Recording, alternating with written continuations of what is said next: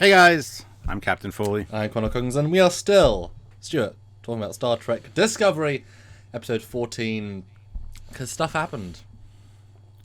The war within, the war without. Yes, stuff did happen. I mean, today we're going to be talking specifically about Tyler Vok's situation. We've already kind of covered this. We did a what's next for him video early, but now we kind of know. Because we were kind of wrong. We assumed the Vok side would be the winner. Yeah. So this changes the game a bit. Yes, it does. And we know L'Rell got in there with her little muckers and said she was the only one that could do it, and she had her futuristic Freddy Krueger gloves and which were just lying around while they built really easily. Right? So, and as we kind of discussed before in our review and stuff, I'm not convinced that she actually brought Tyler back and got rid of Vok. I know Tyler says he can still access Vok's memories, but it seems kind of odd that L'Rell would just go, "Oh, well, fine then. Here's your guy back." It just doesn't jive for me. She's done something, I think. Because I guess in the reality of the situation, Vok is the real person, right? He's been changed to be someone else, but he's still the DNA of a Klingon, obviously. And so by killing the Vok personality, you're killing the real person, and you're letting and they said the construct, the fake personality, which is based on a real personality, but only so much as it was constructed. It was never stolen from a person. It wasn't downloaded. It was just a reconstruction.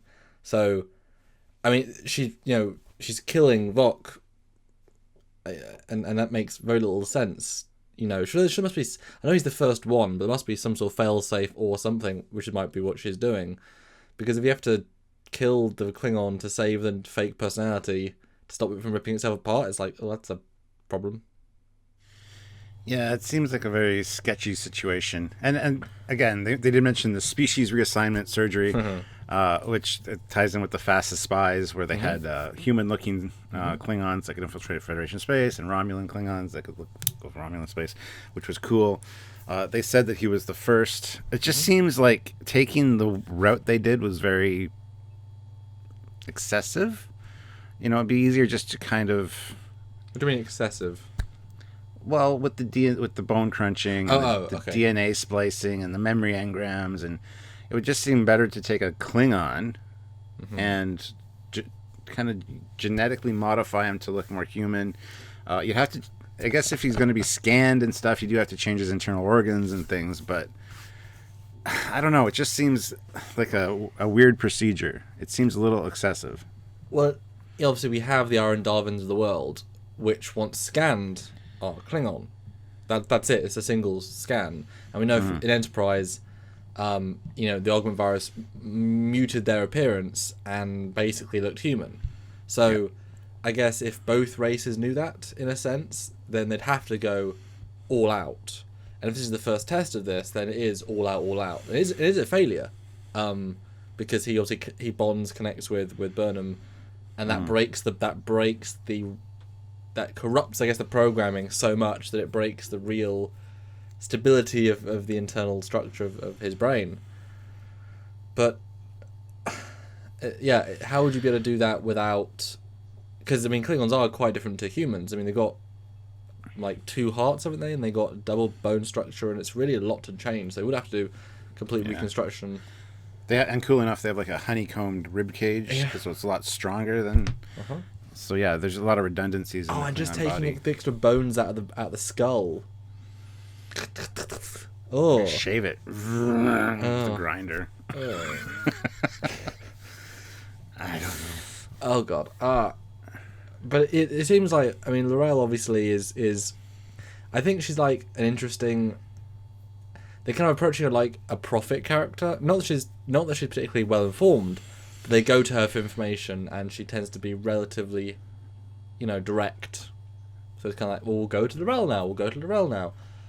But her plan, it completely falls down. Many months in the planning, many months of waiting. She had to fake being one of Cole's guys for months.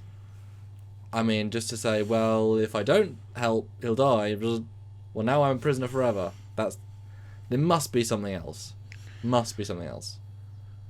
Yeah. My suspicion is she's again, kind of buried the Vok thing down a little bit, but there's still going to be a trigger somewhere because for their plan to work, and I'm sure she still wants it to work, she needs to be able to I don't know if she just restacked his engrams, whatever. made it neater. I don't know. But she was having Starfleet personnel and doctors watching her do this process, so it seems very like they came up with this great idea for a story, this great character, and it just petered out. There you go. And the writers just don't know what to do now. Well, I was going to say ran its course, but where's the course? Yeah, exactly. Yeah, and as I said too, I have a suspicion that because, like, Ash Tyler didn't ask for the situation to happen to him, so I do feel bad for the guy. He's killed somebody. He's, done all these bad things. He almost killed Burnham. He's can still access Vok's memories and all the torture and modifications they put him through. So, and now Burnham's left him. So basically, he's lost everything. His actual life, his humanity because he killed somebody, all this stuff, and he's got nothing left. So I have a feeling that his character is still going to play a big role, but it's going to be like in a self-sacrificing way, or something's going to happen to him, and they're going to have to, medically do something, or Vok is going to show up in him. I don't know.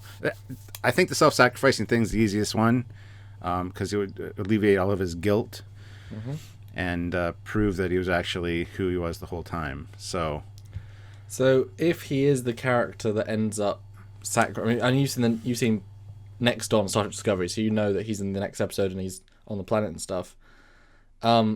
If the sacrifice is a big part, which I think would certainly flow, does that then make sense for the character?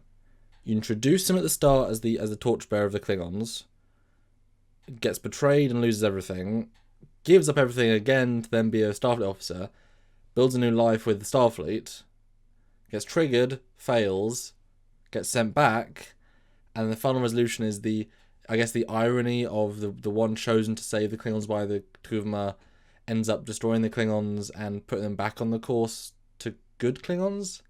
I mean, does that... I don't think I'd write that as the arc for this character, even though the self-sacrifice makes sense, but looking at start to finish, it's like... it doesn't really mesh. Yeah. I know we know the rewrites, all that stuff, and obviously it's going to be scattered because of that, but I'm trying to give them the benefit of the doubt and trying to think, well, obviously they had the idea, they knew leaving in episode 3 was the one that was basically still Brian Fuller's concept. That was, so they knew it was, and they dedicate all of episode 4 to him, so... Yeah, I guess. I don't know, it's going to be interesting to see where they go. I still think there needs to be like a timeline reset, because I think what's going to happen is this plan that they've come up with isn't necessarily going to work, and they're going to have to, because it's pretty harebrained and weird plan. But we'll talk about that in another video about the plan. So I don't think that's going to work necessarily. So I don't know if he sacrifices himself for the humans, or maybe last minute he does something to help the Klingons. Just out of the blue, but then that satisfies that Klingon Vok arc and storyline, but it really throws away Ash's character then. And it throws away Burnham's relationship. Well, that didn't really, it just hurts Burnham. That's it. Yeah. That's all it did. So no matter what, they've really kind of painted themselves into a corner here, or written themselves into a corner. And I just don't know what they're going to do. See, I feel like it would have been more interesting if... Because we heard that the Mirror Universe was meant to come in a lot earlier, and they swapped it around. They basically pushed it 5-ish episodes to give our characters more depth, but they were kind of filler episodes. Filler went once Fuller left. But would this have not been a really cool thing? So say first, and I think we'll do like a how would we fix season 1 Discovery after it's done? Because I'd love to go back and try and like replan it and stuff, discuss how we do it again. But imagine if they had first couple of episodes, and then Mirror Universe stuff happens. Lorca gets them there straight away, episode 6, say. So they've still got a good 7 episodes, and then L'Rell triggers Vok, and he goes to Burnham, but then ends up go back to Discovery through mirror hijinks. Like he has to give the card back to Saru, easy, and then but through a less I'm gonna kill you method. And then he's like, well, I'm actually Vok. I'm pretending. Takes over the ship, lets out L'Rell, and they take over Discovery in the mirror universe. And then you've got enemies on all sides. Then Burnham's got to then save the crew. Because then they've done what they wanted, but then they found out they're in the mirror universe, they can't do as much. Maybe they go try and find the Klingons there. That's how they make the resistance, and like integrate that really early on. Have these Klingons be in control, and see them sort of flourish a bit, rather than, like you say, just sort of peter out. Like let them at least succeed in their plan, even if it's foiled. That's like the Mud thing. Succeeded, then got foiled. That's fine. But at least give them that. Maybe. What do you think? I mean, yes, but it doesn't fit storytelling-wise, because everything we've seen thus far is radically different than it would have been before TOS. So they need to do a timeline reset almost. So you can't just go in and, have them be successful. Let's say him and L'Rell are successful. They go back to the Klingons, unify them, create the Klingon Defense Force. They're still in the mirror universe, I mean. Like they're in the mirror universe, they go see other Vok, maybe he convinces them to not be radicals, then they might be able to join force with Starfleet and go back. When they go back, same storyline, and then they help. Like let them do their thing and then be allies at the end. Because L'Rell doesn't seem unreasonable. She's mild mannered for what she is. And then by the time we get to the Prime and the war's going screwy, they're now on our side and they want to help. And this Tyler Vok's a bit screwy, but So we have to go back to the mirror universe? Well, no, we would have gone. Like the same story, but I'm saying, imagine those 5 episodes of filler didn't happen. Like, if I went to the mirror universe straight away, with Tyler, with Vok, with L'Rell. I know, that's what I'm saying, but imagine, and then they took over the ship, and then, Well, yeah, that would have been better, I have no doubt.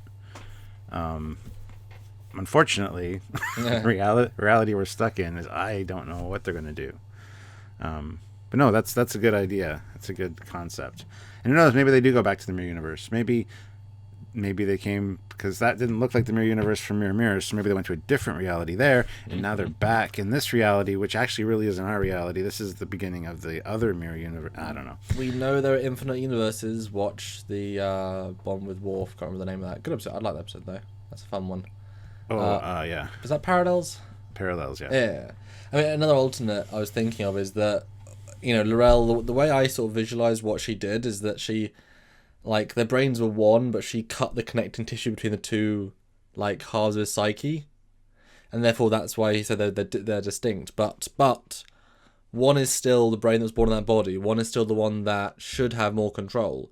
Who's all these years of experience, all this training, all this radicalness, and we know that sort of personality can push through stuff. We see that in Heroes all the time. We're so confident in our being right, we can go past brainwashing. So what if? So say he survives season 1, and we get into season 2. The what is Vok, because he's trying to balance himself, starts not sabotaging but influencing and infecting who he is. So, like, he loses his human morals, he gets built, like, that sort of regrows, like the spores, like, regrowing into Tyler, and it slowly builds until he's like, yeah, no, guys, we shouldn't be doing anything with Klingons, now I see where they're right. And so, Vok is, like, she knows Vok's going to come back, just takes more time, and she didn't know how long they'd be in the mirror universe, so at least it would save him. Does that make sense? I don't know. Yeah. Yeah. Because we have the luxury of knowing that they were going to the mirror universe, and L'Rell didn't, and I don't know. I just don't know what to say. I mean, like I've said all along, I'm interested to see how it plays out, because it's going to be good. I hope it's going to be good. It's going to be interesting, at least. Yeah. I mean, the next time on looks great. There's so much potential with this big situation, this big battle, this whatever. I mean, hefty storyline. But okay, so we'll close out on that then, Stuart. So, yay or nay, he'll be dead by the end of the season. Oh, he won't be dead by the end of the season. It's a big sacrifice, but not dead sacrifice. Or not necessarily sacrificing for this season, but maybe next season. Well, they go to Kronos with him. That's a pretty hefty thing to Because obviously they have his memories, so I'm assuming that's one of the big clinches of the plan. You got a willful Klingon helper, in essence.